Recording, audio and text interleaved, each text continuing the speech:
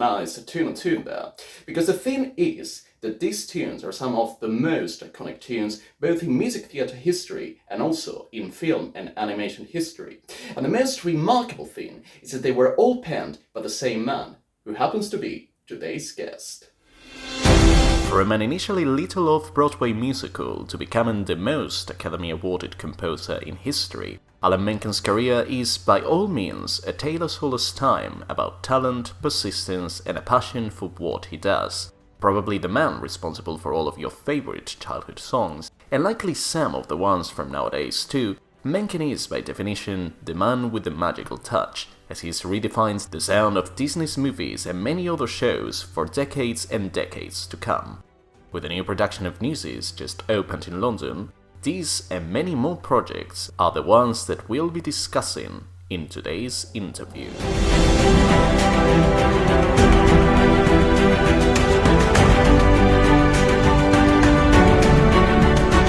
Hello, Alan. Welcome to our show. Thank you. Nice to be here. Yeah. Yesterday, by the way, I was invited to see the new production of Newsies. Oh, did you see it? Yeah, I was there yesterday. Congratulations on the show, by the way. How was it? It was really good. I mean, the production is really, very impressive. I was told that the similar production or the same production was first in New York and then transferred. Is that correct, or is it a new production? No. I believe it's an entirely new production. Oh wow! And have you seen? It ran in New York, but that was a different production. Okay, and have you been involved in this new production whatsoever? No. No, which is great. One of the great luxuries of being a composer of musicals, is after the initial production, they can be done all over the world, and I can just kind of stop in and see them, or just wave to them from afar. Oh wow! And it's very gratifying that it's finally being seen in London. I don't know how long the run is. If I get over to London, I'd love to see it. Yeah, I think that this is a kind of production that you're going to be really, really impressed and proud about, because especially the ensemble and the set and the staging, it's really something worth seeing. Absolutely. I've seen some pictures and some videos, and I'm really pleased. Yeah. That's very good. So another you mentioned, for example, as a composer of musicals, you may be involved in the first, version, but then, people may make so many versions. A similar thing happens also, but in this case, you're involved. For example, with Newsies, originally it was a film, it was a movie musical, that then it was turned into a show. First of all, I suppose that in that case, for the first version, you were involved, but I would like to know about your process, both in Newsies, but, in all of these musicals that started as films, and then you have turned or have been turned into the stage. Right. What is the challenge as a composer? Because you have to revise all of that material that you have already composed and make it suitable for the stage. Yeah. Well, there's a lot of factors. Obviously, you want to keep the basic concept, the basic arc of the musical, if possible, the same, but you're adapting it to a new medium. And one of the things that's obviously different about films and stage is, in films you have that close-up, you have that moment where you close up on someone's face and you go, oh, or they look out a window and you could read what they're thinking. On stage, the songs in a way become the kind of the close-up, so there's always naturally more song moments in a stage musical. Also, there's an act break generally, and where's the act break going to be? And now, in the case of Newsies, there was also greater changes made. Remember that the movie of Newsies actually earned me my first and only Razzie Award for Worst Song of the Year for High Times, Hard Times, which is not in the actual stage show. But I think it was a win, because that was the year we were winning everything for Beauty and the Beast, and they just won for Mermaid. And I think it was their way of going, haha, little poke. And I enjoyed actually winning that Razzie. Okay. That same thing won me my first Tony Award for Best Score. Oh. So, Mhm.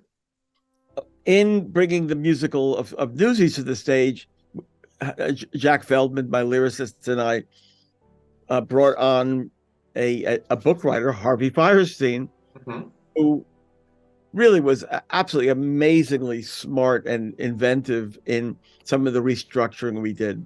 Mhm. So the bones are the same.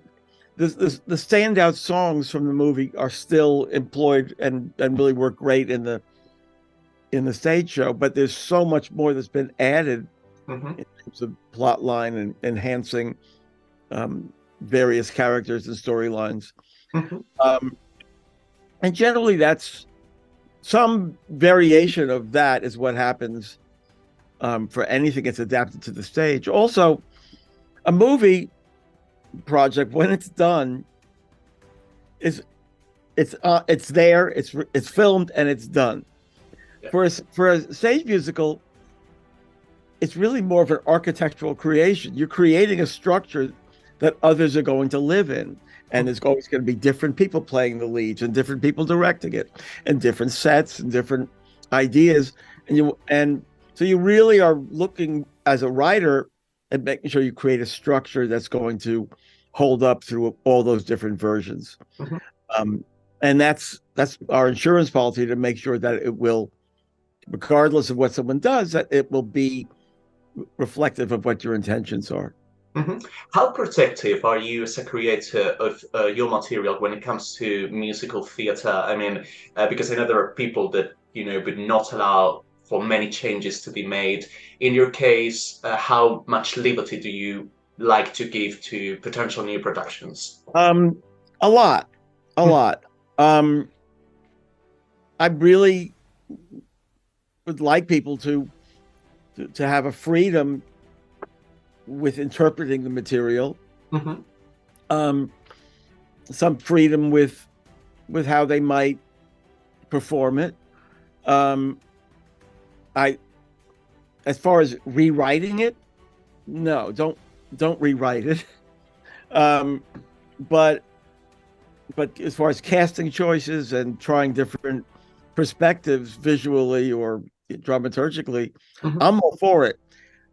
That doesn't mean that in some cases people I work with or the estates of people I work with may feel differently. So, some are more protective. I tend to be more liberal and just saying, make it your own. Mhm. That's very interesting. Also, this would talk, would be regarding both Newsies, but I think that all of your scores. Um, I mean, both for, especially with Disney, when you have written for so many different kinds of stories. I mean, we have Pocahontas, we have Hunter of Notre Dame, we have Aladdin. Really different universes. You always manage to capture, a lot of the folklore of that universe. Was that the same process, for example, with Newsies? Did you do a To a research degree, to a of degree. country music, or how was it when Um, writes the song, the score? sure. With every project, Hmm. there's a degree of being accurate to the time and the place and the characters, and then there's also aspects that are completely interpretive. If you look at a project like Aladdin, clearly "Friend Like Me" has nothing to do with Very jazzy. culture. It's really Yeah. has to do with American culture and how we've had fun with the mysterious East, etc. Um, Pocahontas is much more of a literal kind of score. Hunchback of Notre Dame, to a great degree, is a more but pulling from many different threads for that. Mhm. For Newsies, um, it's a combo. Okay. Um, and I found the sweet spot between sort of the turn of the century ragtime and maybe honky tonk and R&B and rock. Okay. Um, and I often, more so than many of my scores, I it defies description to really break down what the score is, except that I know it's fun Mhm. and it feels appropriate, and it pulls on those, those elements, like at the beginning of Carrying the Banner, where it goes da da da wah wah wah wah wah wah. Hmm. I mean, is that really true to turn of the century New York? No, that's probably closer to the 20s or something. But the job is to reflect the guts of the story and Okay. make that it feels Hmm. accurate and appropriate and really captures the aspirations of the characters in some sort of creative way. Hmm. Very, very interesting. Um, Also, for example, something that's very indisputable about this score in particular is that, if I was blindfolded and I was listening to that score, I would say this is probably Alan Menken. Like, I feel that there's some harmonies, especially regarding the chords progressions and so, that are very recognizable that I would associate to you. I don't know if that in your creative process you have like your own set already, of chords and harmonies that you usually like to use, or it's just No, yeah, no, it's I mean, I'm sure some of it I'm unaware of. uh-huh. And some of it um comes from me pulling on both the specific stylistic influences and also pulling on the heartstrings. Uh-huh. I suppose when I pull on heartstrings, I might go to similar places. Okay. Um, and it's always great to have my collaborator in the room Hmm. when I'm working, or at least giving an opinion. Who will, my collaborator might say, that feels like something else you wrote. And I go, okay, whoa. Tell me what. Let's try to figure it out, because besides everything else, I'm very prolific. So I think, occasionally we'll bump into myself coming around a corner. Hmm. Um, yeah, I think I probably do have a signature Hmm. sound, so to speak, I guess. I'm sure there's many exceptions to it. Hmm. Um, but for the most part, I really aim in every score to have a totally different set of influences and different set of colors. Hmm. So I'm happy that people can recognize the essence of a Menken score, Yeah. and I also hope they, have different experiences with each one, though. Absolutely, and I think that it's important for an artist to have, as you say, like a signature and a voice. That's because particularly in your case, none of your music sounds pastiche. I mean, you sort of feed from the folklore that you're trying to emulate, but it's still your score, which I think it's what you explained about using so many influences at the same time that creates something more unique. That leads me, at the same time, one of the techniques that you obviously use, as many composers, is the use of the light motif, very, special themes. Um, for example, every time that I go to Paris, if I see, Notre Dame, what sounds, it's the.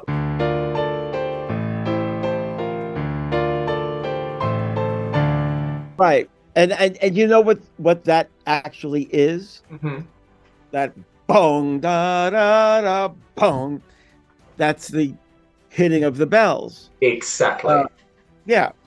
So there's always a concrete reference in the motifs I use, Hmm.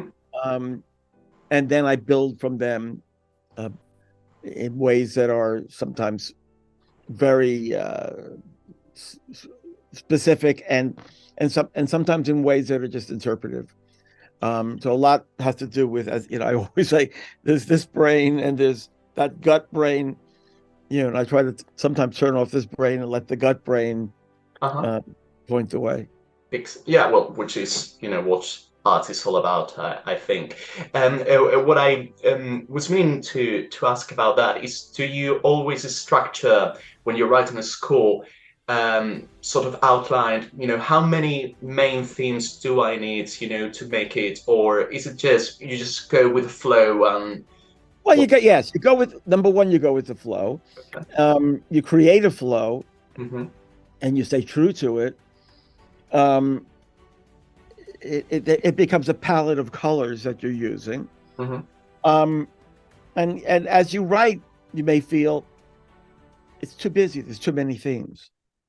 Hmm. Or as you write, you may feel it's too, it's too dependent on one theme. We need, so you try to always have that interactive relationship with the score as you're writing it. Hmm. And in a way, the score will also tell you kind of what it needs. And you always have to be flexible to um, sensing that and reflecting that. Hmm. There are places in scores where I'll write a song or a piece of music that I may think is, it's okay. It's not the greatest thing, but we need that moment musicalized as a transition to something else. Correct. Um, and it's all necessary that it be part of sort of the team of thematic material that makes up a score. Hmm. Um, and in the end, the most important thing is that the entirety of the score work. To Hmm. have a score where you have, oh, these songs are wonderful, this song is wonderful, this song is wonderful, and the score just adds up to something that is not satisfying or is just not well balanced. Hmm. Um, I would much rather write a score where the songs are okay, but the score really works. Yeah.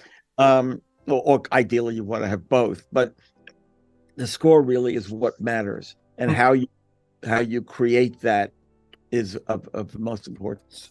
Mhm. Do you find it more challenging when you're writing? Because in your case, not only, as you said, not only do you write the songs, you also write the underscore music, and you do have like a very instinctive, um, skill for developing cinematic scores.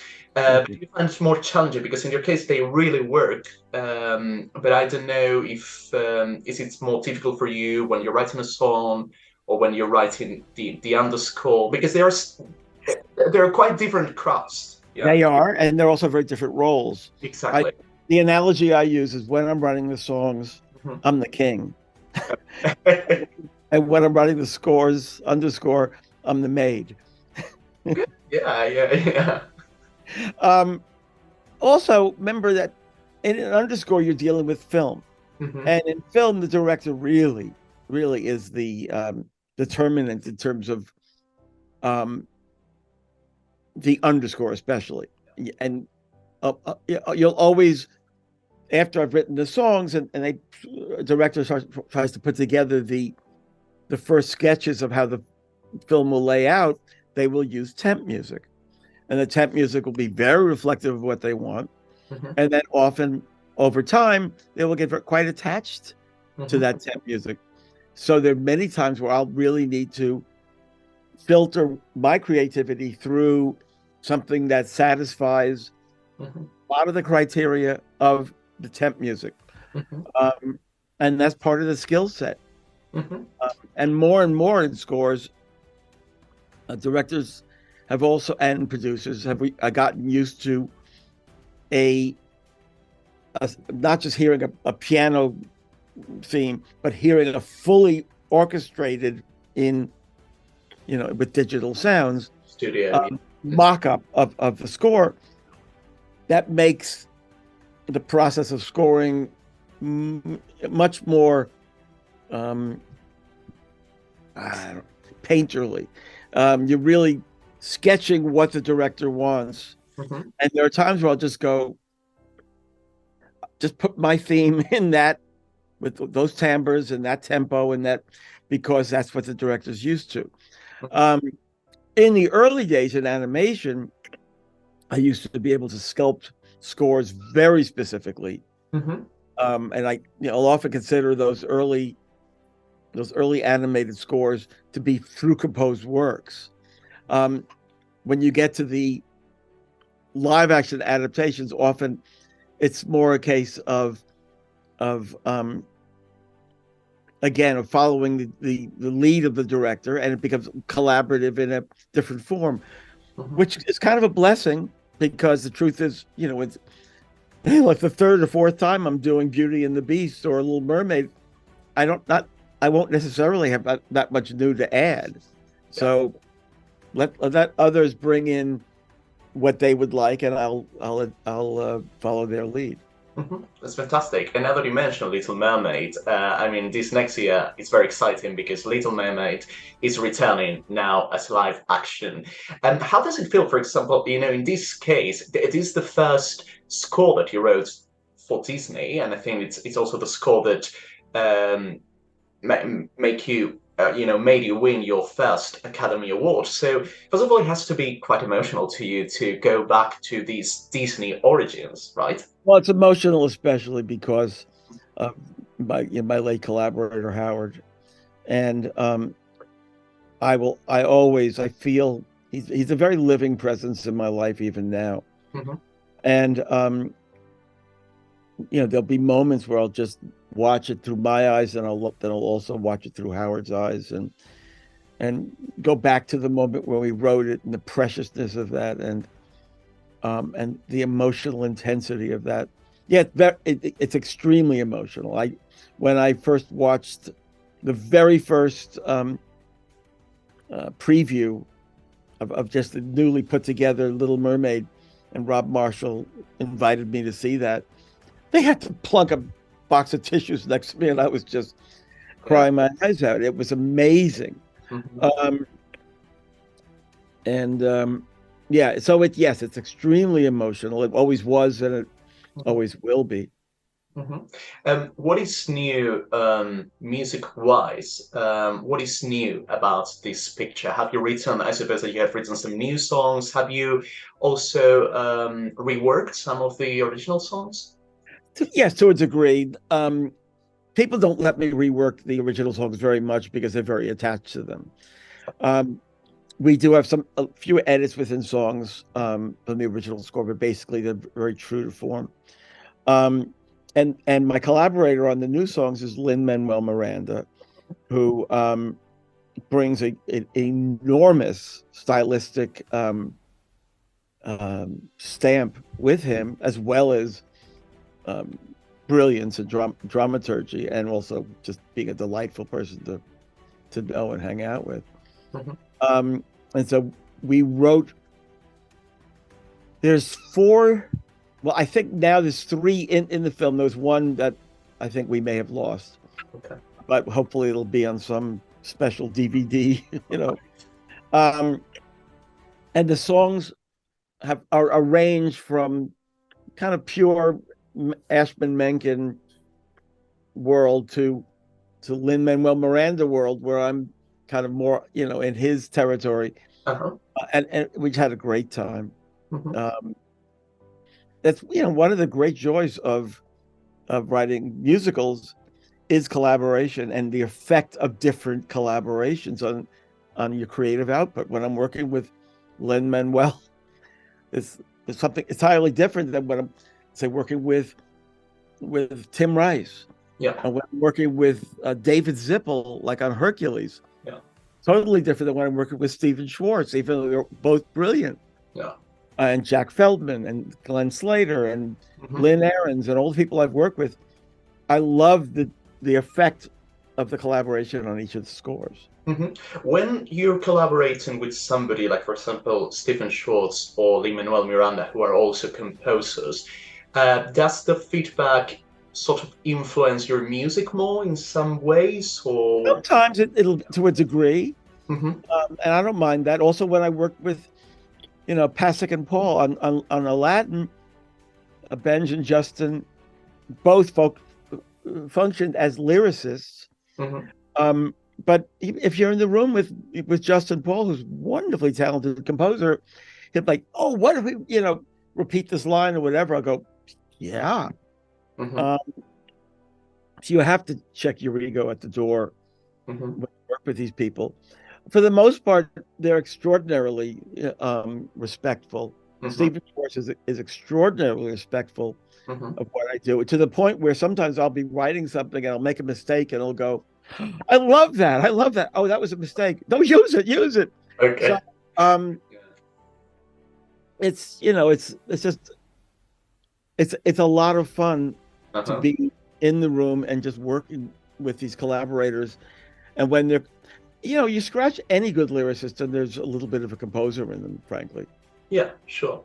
Do you usually And by the way, excuse me, I also am a lyricist myself. So going all the way back to my early days in the BMI workshop, and even songs I've done since then. uh-huh, Many of them are my lyrics. I don't particularly have an ego about my lyrics, uh-huh, but um, in both cases, we're just all diving into the sandbox together with mhm, all the tools that we have. mhm. And it's, there's no real firm boundaries there. Yeah, interesting.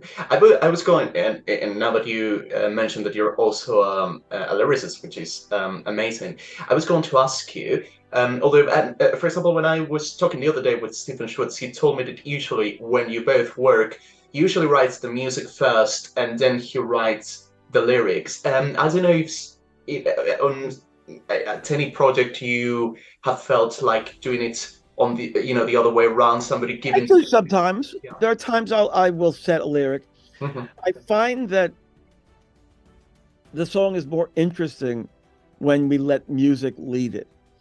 But ideally, what I like is to have lyricists here as I write the music and going, could you get busier here? I want to say more. So in a way, I want that influence. And if someone writes a lyric first, and I'll set it, that could work fine. Yeah.